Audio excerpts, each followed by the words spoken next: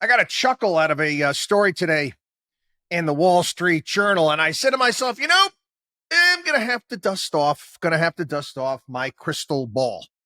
Yeah, from time to time, I dust it off and I bring it out, and I'll explain that in a bit. But there was a story today talking about, they're interviewing financial advisors around the country, and these financial advisors they're having a difficult time with their clients, taxes, tariffs, debt, lions and tigers and bears. Oh, my clients are worried because of the election that's coming up. What might happen next? And you know what I thought of? Again, how my twisted mind works. I instantly was transported to the movie Moonstruck. You remember when Johnny Camareri he was at the Grand Ticino with Loretta, and he's going to ask her to marry him. And then there was that scene where the professor from NYU gets a drink thrown in his face, and Johnny says, "Man who can't control his woman is funny." I get a kick out of these financial advisors out there that obviously are not doing a very good job in explaining to them what their portfolios are for and how they're supposed to work. And if they've got their clients that are freaking out over an election, you're obviously doing something wrong.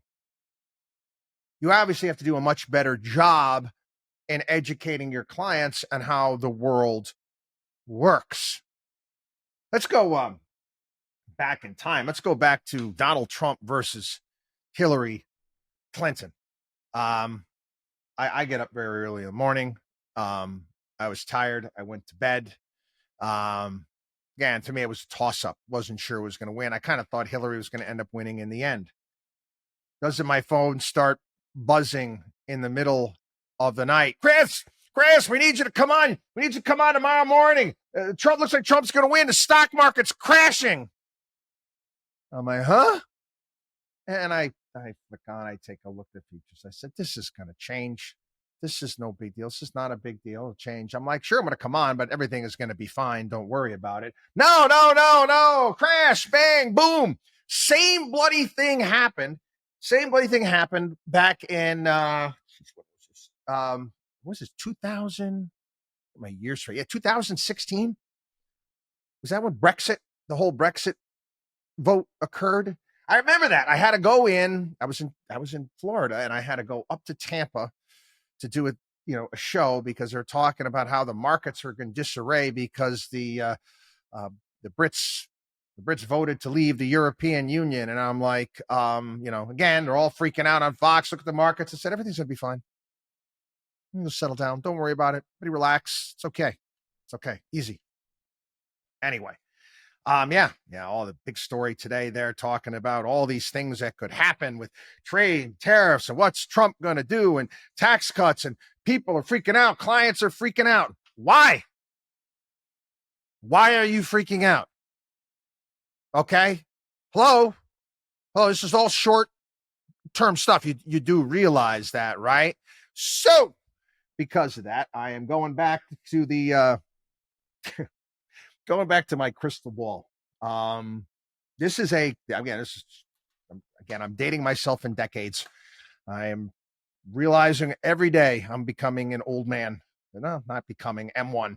This is a column I did back in November of 1999. And again, going to take a look at that time frame, things that were happening, end of the dot-coms, volatility coming into tech stocks. Anyway, volatility in the markets. Forgot about that. Remember then? Oh my God, what was going to happen? Planes were going to fall out of the sky. This is November of 99. We had 1 month. Y2K bug. Oh my Lord, what was going to happen? Oh boy. So, okay. Basically what we did here, what my crystal ball does here, we'll follow it here. Okay. I'm going to tell you what my crystal ball sees. Okay, so I'm looking into my crystal ball. So we'll talk about interest rates, right? Because there's not a day that goes by. I do radio shows every single day as a guest, here, there, and everywhere. And everybody's always concerned about interest rates. What are interest rates going to do? And I kind of roll my eyes. They can't see me roll my eyes when I'm doing radio. Explain to people, doesn't really matter how to do things the right way. But what if I were to go on one of these things and say, you know what? Everyone thinks the Fed's lowering rates. Everyone thinks the Fed, maybe a couple rate cuts, are not sure. Inflation's a little sticky. What if I were to tell you that the prime rate is going to climb to 23%? What if I were to tell you that's what I see? Again, if I were to come out and say that and put out a press release, I'd be invited on every single financial program out there because they want to get the people going. Okay? This way you make you want to get booked, you got to start saying some outrageous crap. But anyway, what I'm going to say too? Unemployment's gonna top out 13% by the end of the year. Yeah. 10 percentage points higher. We're going to see businesses fail. We just had a bank fail on Friday in Pennsylvania. We're going to see more of them fail. Unfortunately, we're going to see more acts of terror. Market's going to take a nosedive. And, there's going to be some attempts on elected officials' lives. That's what I see for the rest of this year. So my crystal ball is telling me.